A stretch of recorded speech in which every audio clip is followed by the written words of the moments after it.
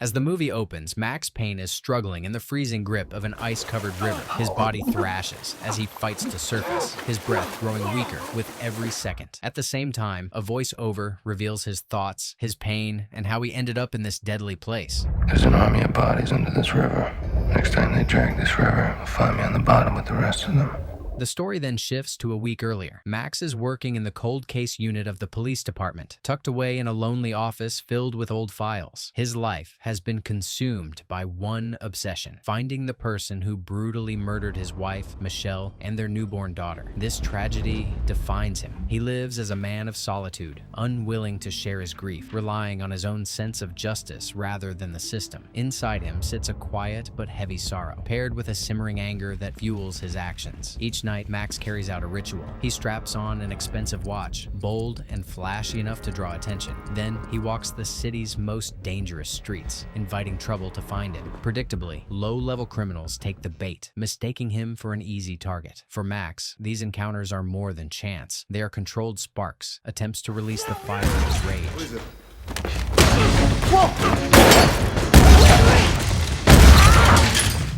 You ever seen this woman? No. You got busted robbing a house in New Jersey with William Preston 6 months ago. Your wings are golden, actually. They look like feathers. Get up!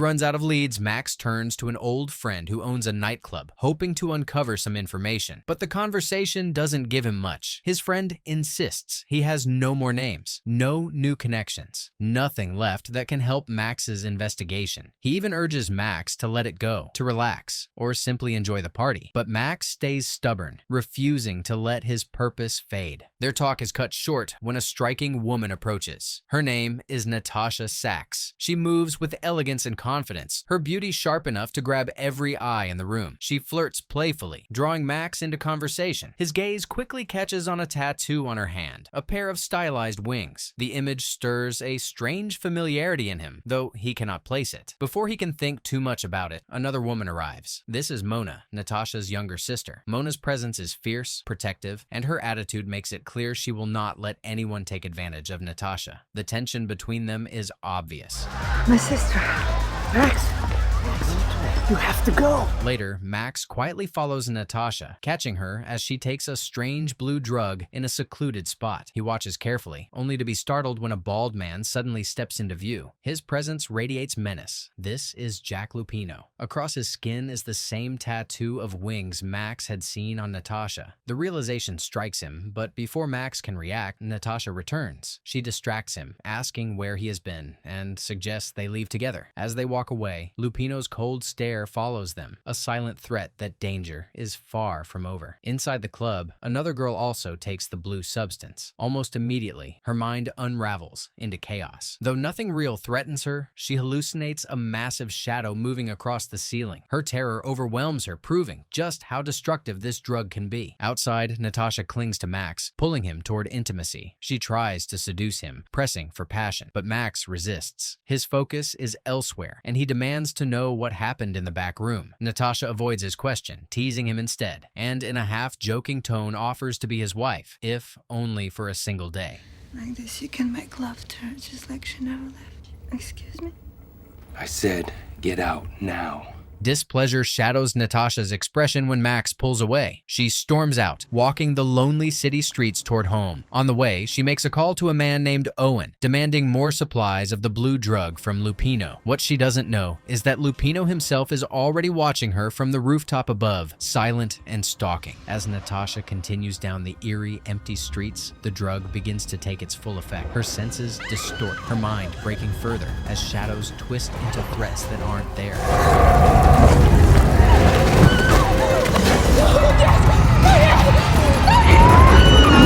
By the next next day, her story ends in tragedy. News spreads quickly that Natasha has been found dead. Max is soon called in by his partner Alex, who wants him to see the crime scene. Alex looks grim, his expression heavy as he questions Max. Around Natasha's body, the police had found Max's driver's license. Alex asks bluntly if Max is connected to her death. Max doesn't answer immediately. Instead, he crouches down to inspect Natasha's hand. The same wing tattoo stares back at him, a detail that fuels his unease. Alex pulls Max aside, suggesting they go for a ride. Unseen by them, Lupino lurks on a nearby rooftop, silently observing everything. During the ride, Alex tries to ease the tension, suggesting they grab a beer and talk things through. But Max refuses to go inside with him. His guard remains unshaken.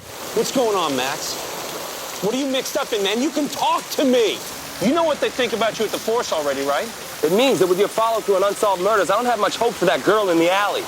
I did everything. One of them is still out there. That's everything. Meanwhile, across the city, Mona receives the devastating news of her sister's death. Her sorrow quickly burns into rage. She is determined to find whoever is responsible and make them pay. A police officer visits her, delivering Natasha's belongings, and explains that her last call had been to a man named Owen Green. Mona, already well-connected and powerful, becomes even more intimidating. She has always carried a heavy, serious energy, but now, with her sister gone, it sharpens into something dangerous. When Mona looks at the papers handed to her, she spots the image of Max's driver's license. She immediately remembers him from the party standing at Natasha's side. Suspicion hardens inside her. He was the last one with Natasha, and that makes him the prime suspect in her eyes. Back at the station, Alex continues to review Natasha's file. He studies every detail, his gut pulling him toward a troubling conclusion. Slowly, he begins to suspect that Natasha's death might tie back to the same case Max has been obsessed with, Michelle's murder. Driven by this possibility, Alex leaves Max a voicemail saying he has to talk to him right away. It is a message Max will only discover later. You're not going to believe this, but I think there's a connection between that girl in the alley and Michelle's murder. Alex, are you in here? Alex? Alex?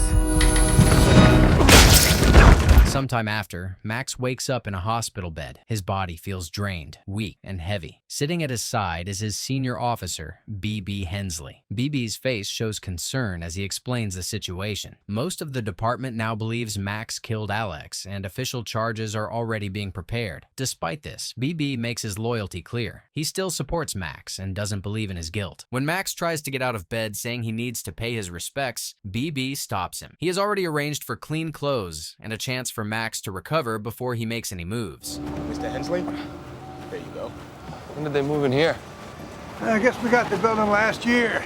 Afterward, BB takes Max to meet someone important, Nicole Horn, head of a private security company. Nicole greets him with warmth that feels almost unexpected. Her voice is soft, sympathetic, and she speaks highly of Michelle, Max's late wife. She explains that Michelle had been one of the company's best employees, and in her memory, they even created a scholarship in her name. Nicole expresses deep regret for Max's loss, but he remains silent. His grief has hardened into a wall of silence. No tears, no words, just an emptiness. Not long after Alex's funeral takes place, Max attends, standing quietly among the mourners. His presence is calm but filled with weight. When the ceremony ends and people gather in the house, Max approaches Alex's widow, offering his condolences with quiet sincerity. Are you happy now, Max? You made him think he hadn't done enough. What has Max Payne done? Oh, please get out of my house. At the funeral, Officer Jim Bravura confronts Max. His tone is stern as he informs him that he is now the prime suspect in 2 murders, Alex and Natasha. Jim's reputation precedes him. He is relentless, a man who never stops chasing until the suspect is caught. He warns Max that his reckless actions and ties to criminals make him look guilty, that he is standing on the edge of disaster. But Max refuses to engage. Without answering, he walks away, shutting Jim out completely. Nice work, Detective. Well, let's hope that felt good. Makes you look guilty. You understand that, right? Max then heads straight to Alex's office in the homicide department, ignoring orders to stay away. Other officers try to block his path, but he pushes forward, forcing his way inside. His desperation grows as he tears through Alex's files, searching for anything that could clear his name or expose the truth. As officers pound on the locked door, Max forces open a drawer and pulls out important documents just in time. Open up!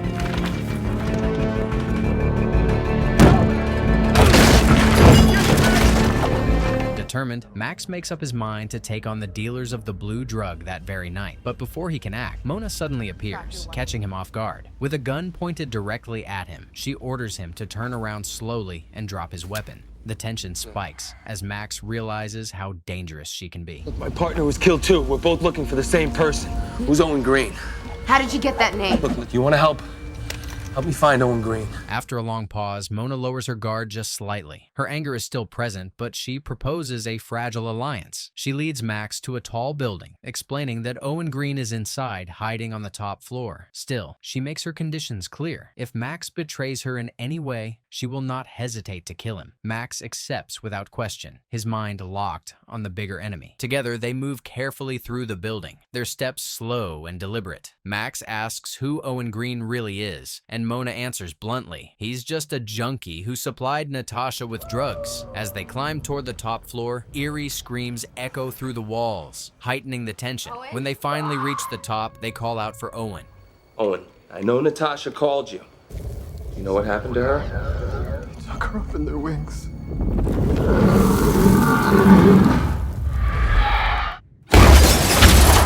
While everything unfolds, Jack Lupino is always there in the shadows. He lurks unseen like a ghost haunting every crime scene, silently witnessing each death without ever being spotted. Max studies Owen's body carefully. His attention is caught by a tattoo etched into the dealer's skin, wings identical to the marks Natasha bore, and the same design engraved on Lupino's body. This connection sparks something in Max's mind. He suggests to Mona that the tattoo might hold the key to uncovering the truth. Together, they drive to the parlor where Natasha had received all her tattoos. Inside, a strange-looking man greets them with an icy, detached calm. Max wastes no time. He flips through an album and points out the familiar wing design, asking about its meaning. Mona adds her own question, pressing the man for the tattoo's significance. The tattooist grows thoughtful as he considers the mark. At first, he explains that wings often symbolize protection, as if someone is watching over you. But in this particular case, he interprets it differently.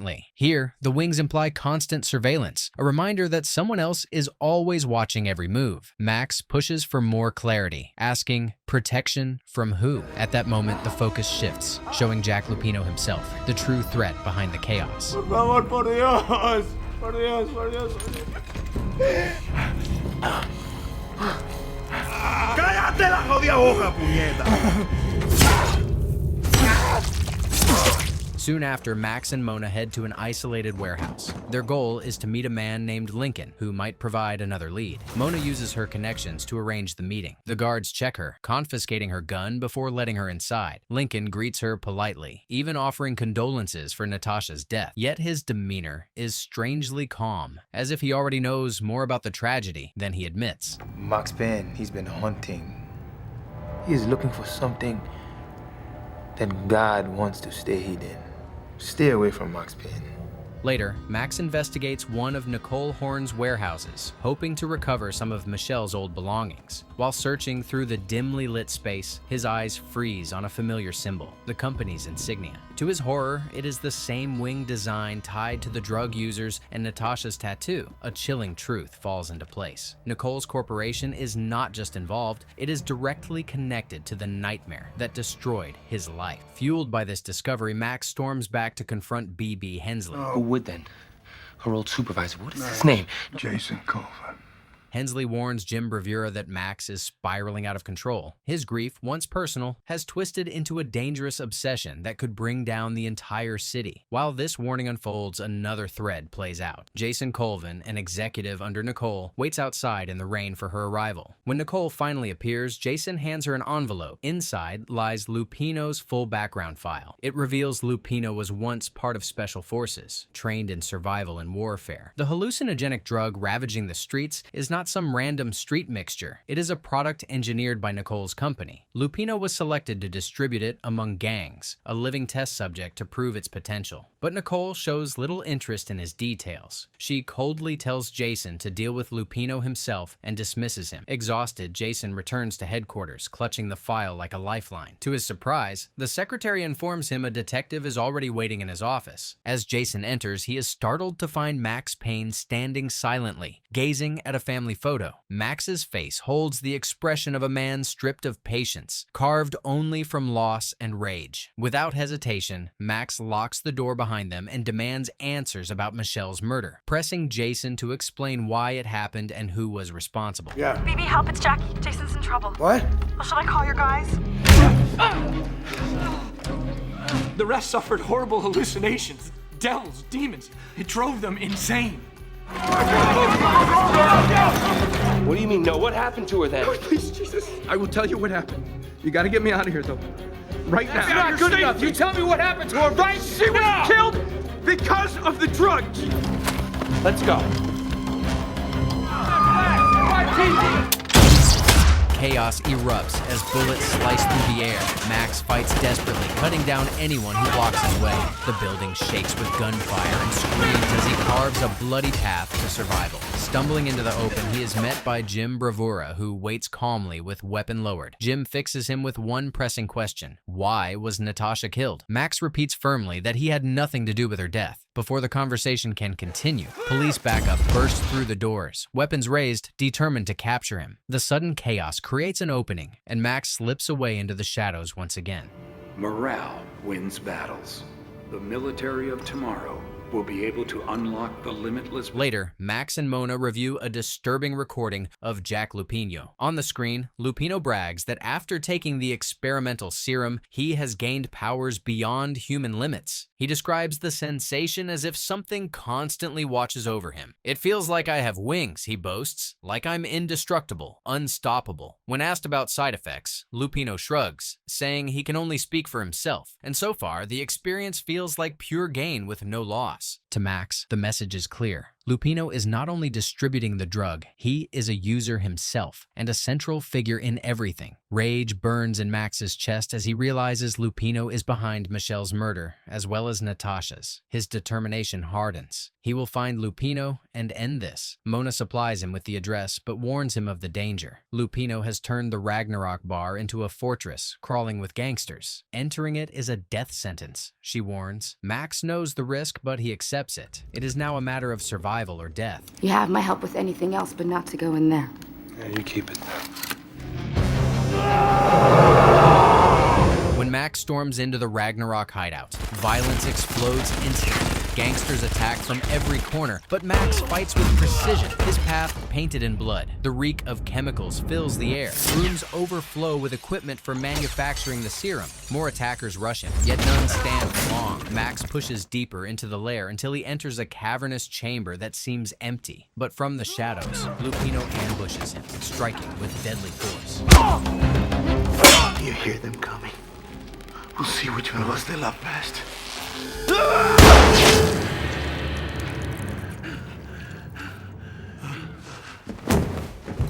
In the aftermath, BB Hensley arrives and helps Max back to his feet, guiding him toward the exit. Relief lasts only a moment. One of Hensley's men suddenly attacks Max from behind, knocking him to the ground. The henchman urges Hensley to kill Max immediately, but Hensley stops him, ordering instead that Max be cuffed for now. When Max regains consciousness, he finds himself outside in the freezing air. Hensley stands above him, his mask of loyalty gone. With chilling calm, Hensley confesses it was his decision to silence Michelle after she uncovered the truth about the serum. The so-called intruders in Max's home that night had been his men, disguised as random thieves. Lupino had been his pawn, a reckless distributor who needed to be removed before the drug trade could be traced back to him. Now, Max himself is a liability that must be erased. At Hensley's order, the henchman prepares to execute Max. Summoning what strength remains, Max launches a desperate counterattack. He escapes, throwing himself into the icy waters nearby. He'll freeze to death. The frozen river pulls at his body, draining him of strength. His vision darkens, the edges of death closing in. But memories of Michelle and their child flash before his eyes, alive and radiant, urging him to endure. Against the weight of death, Max claws his way onto the shore, barely breathing. He remembers the vial of serum he had stolen earlier. With nothing left to lose, he injects himself.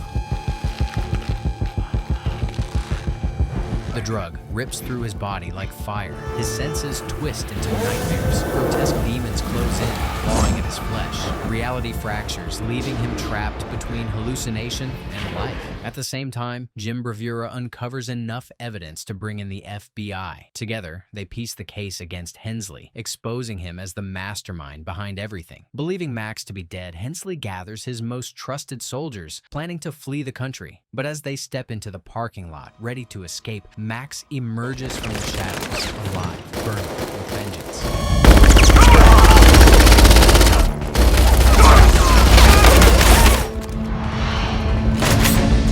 The serum's grip on Max's mind only worsens. He sees Michelle's sorrowful face, then demons swarming in waves. The roof around him dissolves into floating fire and monsters. Max screams in agony, just as countless junkies have before him, though it is all hallucination. His focus wavers as one of Hensley's men raises a weapon to finish him. The shot comes, but not from Max. Mona arrives in time, firing the bullet that saves him. She kills the attacker and urges Max to keep chasing Hensley while she holds off the rest. Meanwhile, Nicole Horn chooses betrayal over loyalty. Realizing Hensley might drag her down, she abandons him, ignoring his desperate pleas for help. Inside the compound, chaos spirals. Mona fights through the last of Hensley's men, but one loyalist, desperate and defeated, plants explosives across the building. Take Payne alive if there's anything left. The henchman, still alive, clutches the remote. At the last second, he triggers it. A thunderous explosion tears through the compound, fire and rubble consuming everything.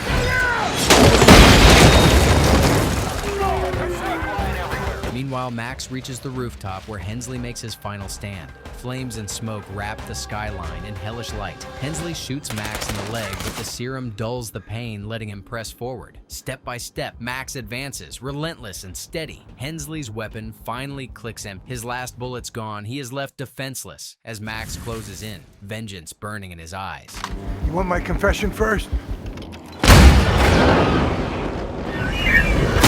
Moments later, FBI agents swarm the rooftop, their weapons trained on Max. The serum's effects finally fade, leaving his body racked with unbearable pain. He collapses, his rage exhausted. Though part of him longs to reunite with Michelle and their child in death, reality chains him to the present. He is alive, whether he wants to be or not. The case of Michelle's murder is no longer cold. His vengeance is complete. But what remains is only silence, the emptiness of a man who has lost everything. For now, Max Payne's long and bloody journey has reached its conclusion.